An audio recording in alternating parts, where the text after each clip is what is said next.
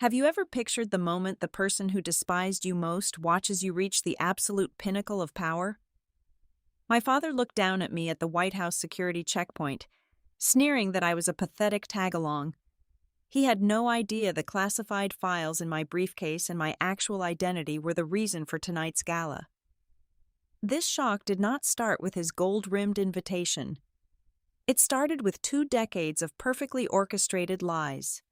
Hello to the wonderful audience of Maya Revenge Stories.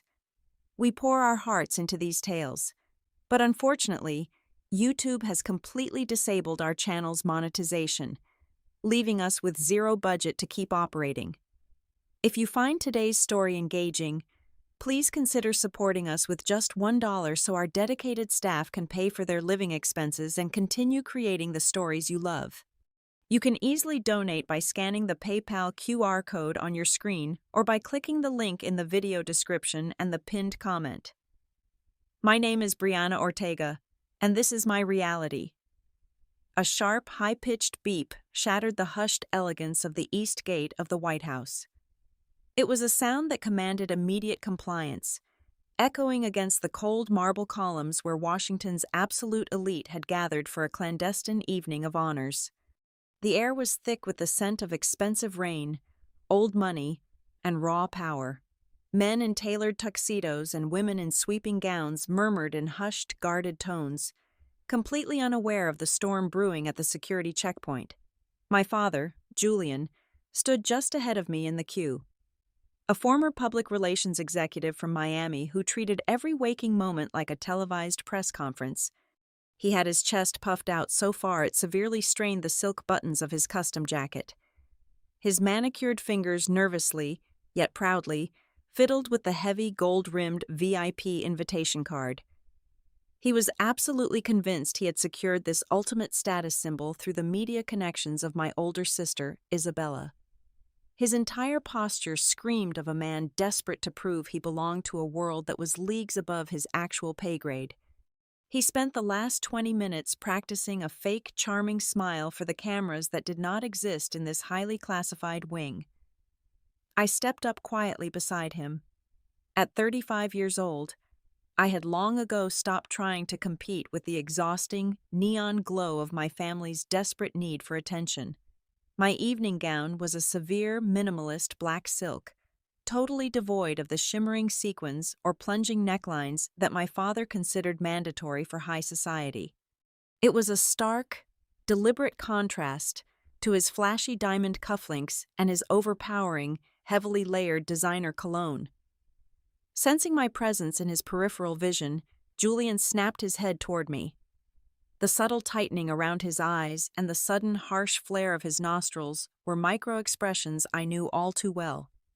It was pure disgust, masked only thinly by his obsessive need for social preservation. He leaned in, his breath hot against my cheek, and lowered his voice to a venomous whisper. "You are trashing the family's image. Step back. You were not invited." He threw a panicked glance at the surrounding dignitaries, absolutely terrified that they might associate his polished, carefully curated facade with my unassuming, quiet presence.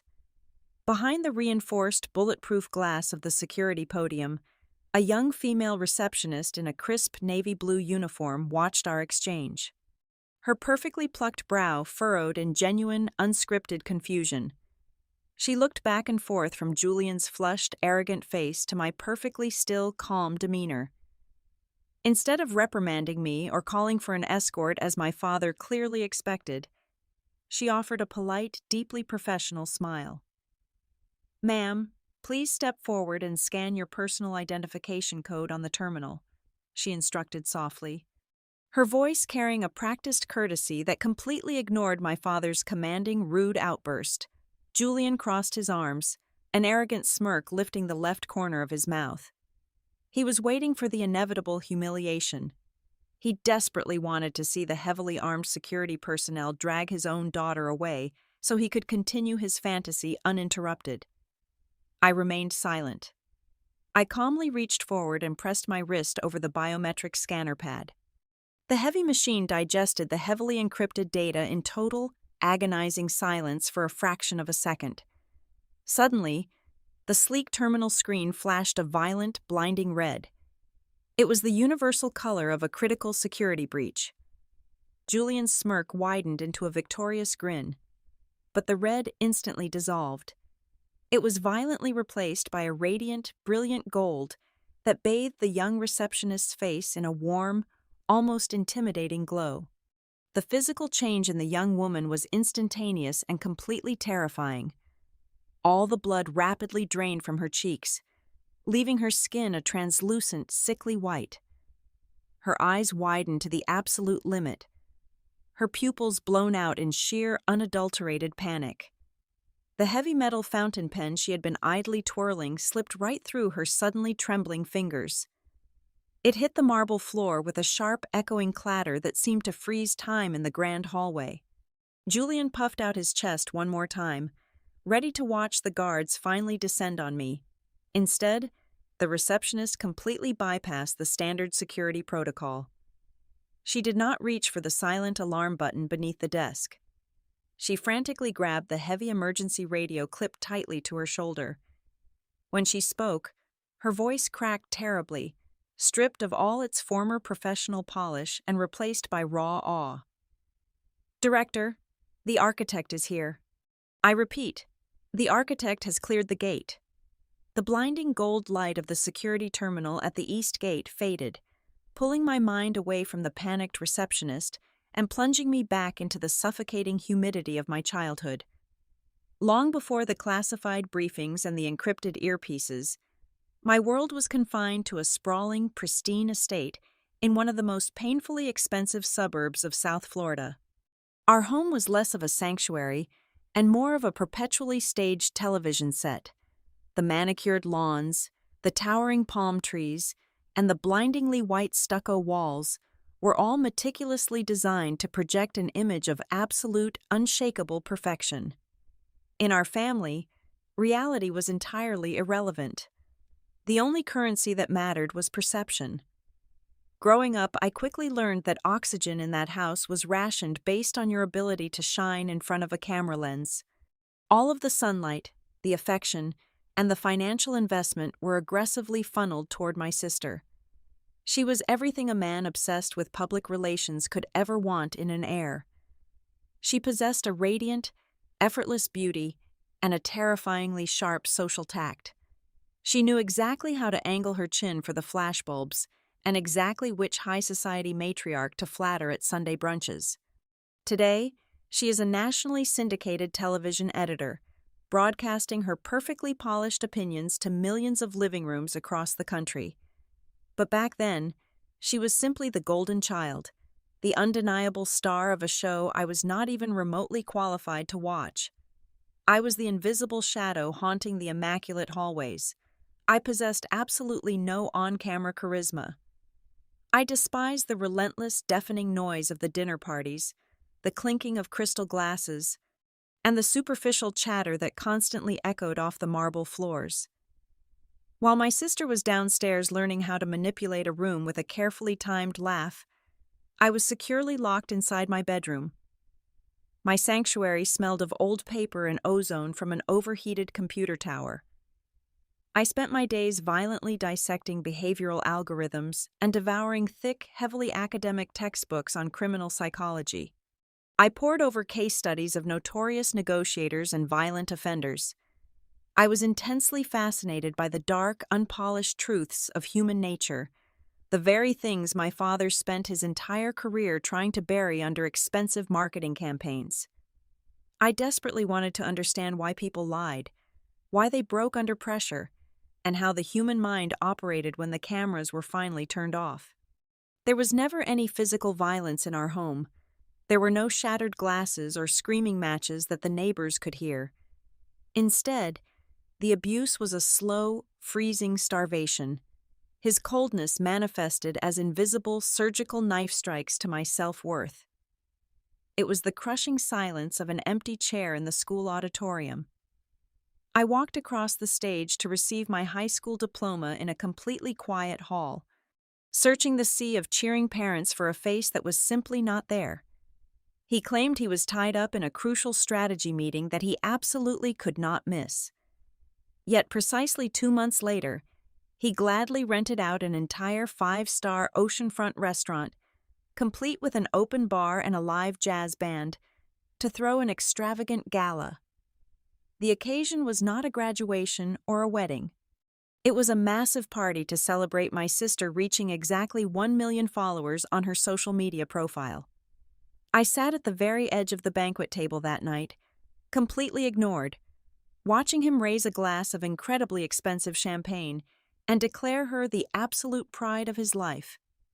The only person who truly saw me, the only one who recognized the quiet fire burning behind my stoic expressions, was my grandfather, Matteo. He was a deeply quiet, unassuming immigrant who had spent his entire life hunched over a wooden workbench as a master watchmaker. He smelled of rich tobacco, brass polish, and aged leather. While the rest of the house screamed for attention and endless validation, his tiny cluttered workshop in the back of the garage was an oasis of absolute stillness. The rhythmic, synchronized ticking of hundreds of clocks was the only music we ever needed. He taught me how to look at complex, terrifying systems and break them down into tiny, manageable gears. He understood that my silence was not a sign of weakness or a lack of intelligence. Shortly before he passed away, his breathing shallow and his hands finally trembling from decades of meticulous labor, he called me to his bedside. He pressed a small, heavily oxidized brass key into my palm. It was the key to his oldest workbench, but it was also a profound symbol, a heavy anchor to keep me grounded in a house completely unmoored from reality. He looked at me with deep brown eyes that had seen continents change and empires fall. He squeezed my hand weakly and whispered his final defining lesson. Noise only attracts the eyes, but silence is what turns the world. I carried those exact words in my chest like a reinforced steel shield. They became the foundational architecture of my entire adult life. The absolute breaking point, the exact moment the final fragile thread binding me to that house permanently snapped, occurred during the summer before I was supposed to leave for university. I had spent 4 grueling years maintaining a perfect academic record, securing a coveted spot at a prestigious university to study behavioral sciences. I had a dedicated college savings account, money that had supposedly been set aside since the day I was born. I felt a rare, fleeting sense of pride knowing my hard work was about to pay off. But when I went to the bank to authorize the transfer for my first semester tuition, the teller handed me a printed receipt that showed a balance of exactly $0. I stood in the heavily air-conditioned lobby of the bank, the thin paper shaking uncontrollably in my hands, completely unable to process the numbers. When I confronted him in his home office later that evening, he did not even have the basic decency to look up from his heavy mahogany desk. He casually informed me that he had liquidated the entire account to fund his disastrous, ego-driven political campaign for city mayor. He poured every single cent of my future into glossy television advertisements and massive highway billboards featuring his heavily retouched, smiling face. The campaign was a colossal, humiliating failure. He burned through over $80,000 in a matter of weeks and lost the election by an embarrassing margin, securing less than 12% of the total vote. "You will figure it out," he had said dismissively, waving a perfectly manicured hand in the air as if swatting away a minor annoyance. "You are smart. Take out a loan. A little debt builds character. Isabella needs her wardrobe budget maintained for her new national television internship. And we absolutely cannot afford to look poor right after a failed campaign." He stole my future to finance his vanity, and then demanded I be grateful for the lesson in character. In that exact moment, standing on the expensive Persian rug in his office, the lingering childhood hurt completely evaporated. It was instantly replaced by an absolute freezing clarity. I did not scream at him. I did not cry or beg. I simply turned around and walked out of his office, closing the heavy wooden door firmly behind me. I took out massive, suffocating student loans at a crippling 9% interest rate. I worked 40 exhausting hours a week at a miserable, dimly lit diner on the edge of the highway, wiping down sticky tables and serving black coffee to tired truck drivers until 2 o'clock in the morning, just to keep myself enrolled in my university classes. I forged my own path through pure, unadulterated grit and sleep deprivation. I stopped waiting for an invitation to his glamorous world and began quietly, methodically constructing my own. His ultimate betrayal did not destroy me. It forged the architect. I graduated at the absolute top of my class, finishing my university degrees with highest honors and a completely flawless academic record. While my peers were aggressively networking at standard corporate job fairs or taking out even more loans to pursue master's degrees in business, my path took a sharp, invisible turn. I was quietly pulled aside after a guest lecture by a man in a sharply tailored, unremarkable charcoal suit. He did not offer me a traditional job with a corner office and a retirement plan. He offered me a ghost life. I was recruited straight out of the university into a completely black-budget government entity known as the Office of Global Crisis Mitigation, internally referred to simply as the OGCM. We were the absolute last resort for the nation. When standard diplomatic channels completely collapsed, when foreign embassies were frantically evacuated, and when military intervention was deemed far too politically radioactive to execute, my agency stepped into the dark void. We handled international hostage extractions, deep-cover terror negotiations, and violent border disputes that the global press never even knew existed. Because my position required an absolute top-secret, compartmentalized security clearance, I had to construct a flawless, incredibly boring cover story. I could never leave a single loose end. To the outside world, and specifically to my family down in Florida, I was just a low-level data entry clerk pushing digital papers at a mid-sized auto insurance firm in suburban Virginia. I told them I spent 40 hours a week staring at spreadsheets, typing vehicle identification numbers, and adjusting premium rates for family minivans. It was the perfect, impenetrable camouflage. People are deeply attracted to glamour, and they actively avoid boredom. No one ever asks follow-up questions about auto insurance deductibles or actuarial tables. My mandatory phone calls home on alternating Sunday afternoons were a brutal masterclass in psychological endurance. Julian never once asked how my day went or if I was happy. If I even tried to speak, he would immediately cut me off to deliver a breathless, high-pitched monologue about Isabella. He would rave endlessly about her new $3.5 million advertising contract with a luxury cosmetics brand, or boast about how her latest evening broadcast ratings had spiked by a massive 45%. Then, inevitably, the conversation would shift, and his voice would drop into that familiar, condescending, heavily disappointed register.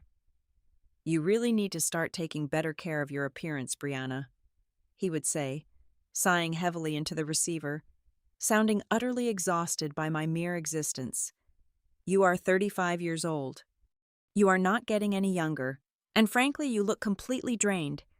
You need to find a decent, stable husband who can support you financially so you can stop being so pathetic. Data entry is not exactly a legacy. It is a dead end. You are wasting your life." I would listen to the hum of the secure line, look up at the classified world map dominating my office wall, and simply reply, "Yes, Dad. I will keep that in mind." I would hang up the phone, completely unfazed, and return to my actual reality. The irony was almost physically heavy, practically suffocating in its magnitude.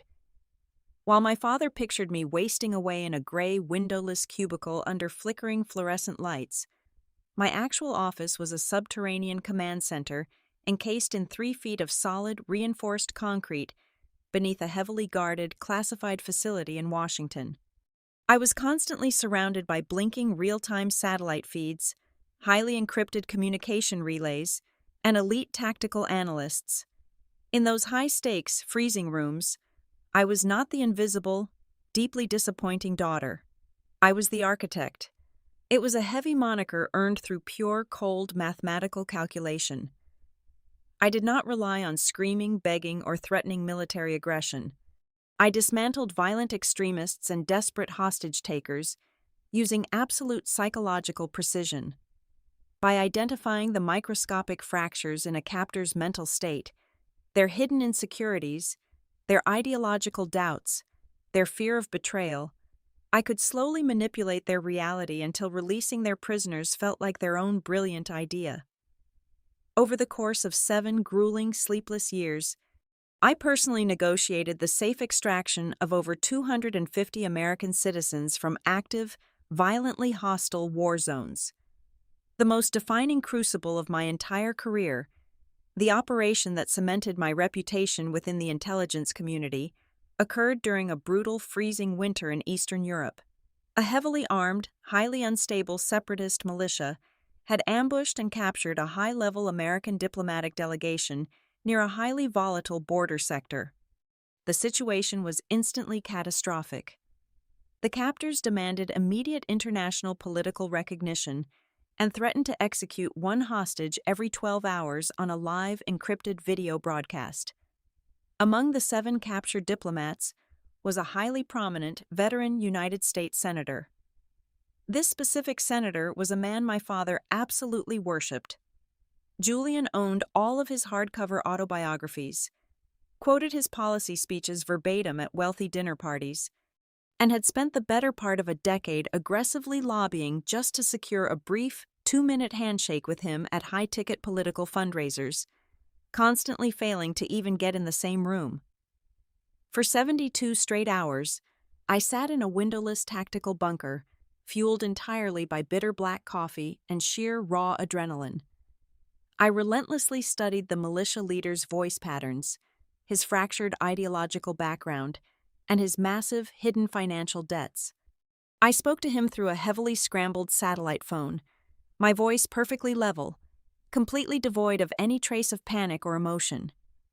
I slowly built an invisible psychological cage around him, using his own deep-seated fears of internal betrayal within his own ranks. I turned his lieutenants into perceived threats. By the dawn of the 4th day, without a single weapon being fired by American covert operatives, the paranoid militia leader opened the heavy iron gates of the compound and surrendered the entire delegation unharmed, begging for amnesty. I watched the live infrared drone feed on the main monitor as the senator my father idolized walked free into the freezing snow, completely unaware that his life, his legacy, and his future had been meticulously saved by the pathetic data entry clerk from Virginia. That single operation completely eradicated whatever lingering childish desire I still had for my father's validation. I no longer needed Julian to look at me with pride. The superficial, brightly lit world he and Isabella inhabited, a world obsessively driven by follower counts, luxury brands, and perfect camera angles, felt entirely hollow. It was a fragile glass house built on shifting, meaningless sand. I had looked pure, unadulterated human violence in the eye and talked it down from the ledge. I had forged a mind made of absolute steel through fire and extreme pressure. I found my profound, unshakable worth not in the bright, blinding flashes of paparazzi cameras, but in the desperate, tearful embraces of families reunited with their loved ones on cold, undisclosed military tarmacs. I existed in the total, silent darkness, so that complete strangers could see the light of day again. Late one Tuesday evening, exactly 4 weeks after the Eastern European extraction, a highly classified courier knocked on the reinforced door of my Virginia apartment. He handed me a thick, heavy black envelope. There was no return address, only the deeply embossed solid gold seal of the President of the United States. Inside lay a single, crisp card made of heavy archival stock. It was a formal, highly classified notification that I had been selected to receive the Medal of Valor. Because of the absolute secrecy of my identity, the ceremony would be conducted as a clandestine honor preceding the annual diplomatic gala at the White House. Tucked neatly behind the formal letter was a smaller, gold-rimmed card. It was a +1 guest pass. For several long hours, I sat on my living room sofa, staring at that blank guest pass. I had spent years building an impenetrable wall between my reality and my family, but somewhere deep within my chest, a microscopic fragment of that little girl from Miami still breathed. A deeply buried, irrational instinct whispered that perhaps, if he saw me standing in the most powerful room on earth, the decades of coldness might finally crack. Against my better judgment, I slipped the ticket into a standard mailing envelope and shipped it overnight to his massive Florida estate. I did not include a letter explaining the context. I simply wrote the time and the dress code on a small sticky note. I should have anticipated the absolute absurdity of his reaction. 3 days later, my phone buzzed. It was Julian. He was practically vibrating with a manic, triumphant energy that I had not heard since his disastrous mayoral campaign. "Brianna, you will never believe the incredible strings your sister just pulled," he practically shouted into the receiver, his voice echoing loudly as if he had me on speakerphone in a crowded room. "Isabella has media contacts that are absolutely unparalleled. She managed to secure me a VIP diplomatic pass to a private White House gala. Can you imagine the kind of elite access this requires? The producers at her network must have pulled a massive favor with the press secretary." I sat at my kitchen table, completely stunned by the sheer magnitude of his delusion. He had looked at a package mailed directly from my zip code in Virginia, containing an invitation addressed from the Capitol, and his brain had performed a magnificent Olympic-level mental gymnastics routine to credit his golden child. He was literally incapable of associating my name with anything resembling prestige. "Since you live somewhat close to the district, I have decided to let you tag along," he continued graciously, his tone dripping with profound condescension. "You can carry my coat, manage my schedule, and maybe, just maybe, broaden your horizons a bit. It will be a good opportunity for you to see how truly successful people operate in the real world. Buy a decent dress. Nothing too cheap looking. I will meet you at my hotel on Friday afternoon." "I will be there," I replied softly, choosing to let the lie breathe. I realized in that exact moment that correcting him would only ruin the masterpiece of irony that was rapidly unfolding. When Friday arrived, I walked into the lavish, marble-floored lobby of his luxury hotel in downtown Washington. Julian was standing near the concierge desk, dressed in a completely absurd, custom-tailored burgundy velvet dinner jacket that must have cost over $4,000. It was entirely too loud for a dignified political event, but it perfectly matched his desperate hunger to be noticed. For 45 straight minutes, I sat quietly in a leather armchair while he paced the lobby, making loud, boastful phone calls to every single member of his Miami country club. "Yes, Richard, the president's inner circle," Julian bragged, ensuring his voice carried to the nearby guests.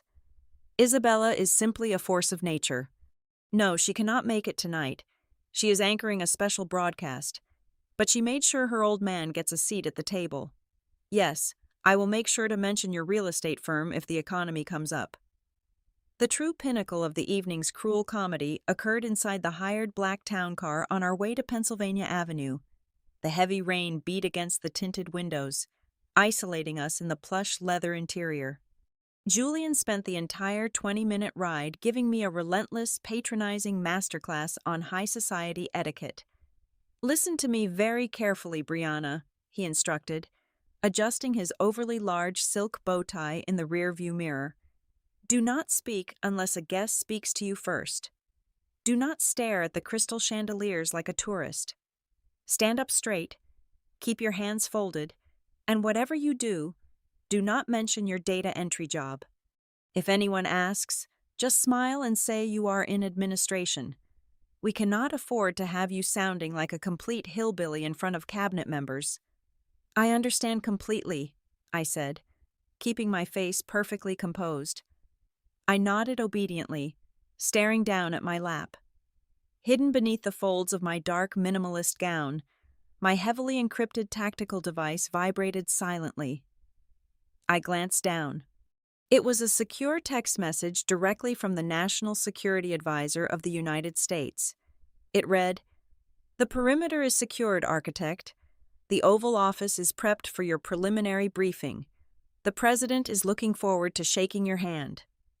I locked the screen, slid the device back into my small clutch, and turned to look at my father. He was still aggressively practicing his camera-ready smile in the dim light of the car, completely blind to the fact that he was actively lecturing the guest of honor on how to properly exist in her own domain. The trap was set, and he was walking into it with his head held higher than ever. The frantic, cracking voice of the young receptionist echoing from the heavy plastic emergency radio hung in the chilled air of the East Gate. The words bounced off the marble pillars, utterly meaningless to the polished politicians and wealthy donors milling about the foyer. Julian, completely oblivious to the sheer weight of that classified codename, only processed the violent red flash of the security terminal and the abrupt halt in the queue.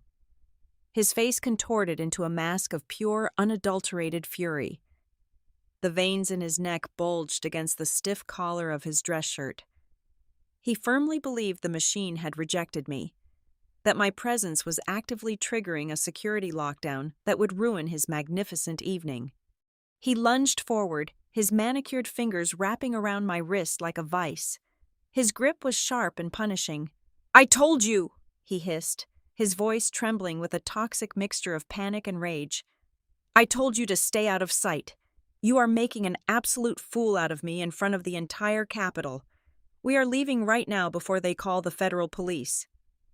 He tried to yank me backward toward the revolving exit doors, desperate to scrub my existence from his perfect narrative. But before he could drag me even a single step, a sharp, disruptive commotion erupted from the outer security perimeter behind us. The unmistakable, rapid clicking of designer stiletto heels struck the polished floorboards. "Dad, tell these absolute nobodies to back off." The voice was shrill, demanding, and utterly out of place in the hushed, reverent halls of the White House. I did not even need to turn my head to know who it was. Isabella had arrived. Despite explicitly telling Julian she was busy anchoring a broadcast, she had secretly booked a private charter flight to Washington. She was physically incapable of letting our father attend a high-profile event without her there to siphon the spotlight. She barged through the velvet ropes, clutching a sleek smartphone mounted on a motorized stabilizing gimbal. The bright ring light attached to her camera illuminated her flawless, heavily contoured face. She was actively live-streaming to her millions of followers, completely ignoring the massive, heavily armed Secret Service agents who were stepping forward to block her path. Julian instantly released my wrist as if my skin had caught fire. His furious expression magically melted into a beaming, triumphant smile. He rushed toward the security barricade, his velvet jacket catching the harsh camera light.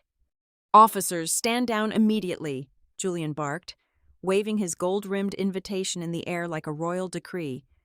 "This is Isabella Ortega. She is a premier national television anchor.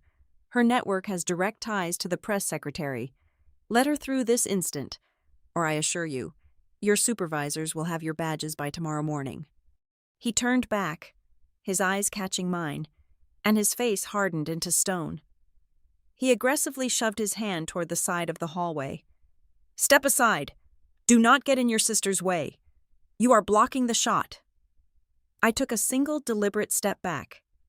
I stood perfectly still, my hands resting lightly at my sides, watching the chaotic, pathetic spectacle unfold. Isabella adjusted her hair for the camera, while Julian continued to loudly berate a stone-faced federal agent. Then, the world seemed to stop spinning. The massive, solid oak doors, leading to the interior grand foyer, did not simply open. They were violently pushed apart by two operators moving with silent, lethal precision. The heavy brass hinges let out a deep, resonating groan that instantly silenced the entire room. Even Isabella lowered her camera. The men who stepped through the doorway were not standard event security. They wore immaculate dark suits, but their posture screamed special operations. They fanned out in a tactical formation, securing the perimeter in less than 3 seconds. Behind them walked two of the most powerful men on the planet.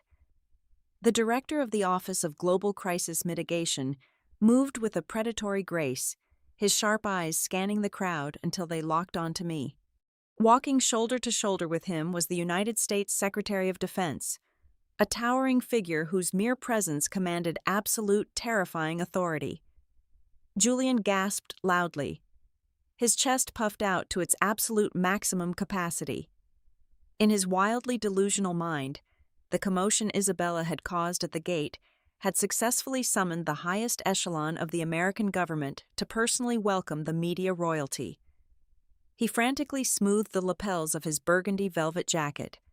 He abandoned Isabella at the barricade and marched directly toward the center of the hallway, his right hand extended, a wide, dazzlingly fake smile plastered across his face.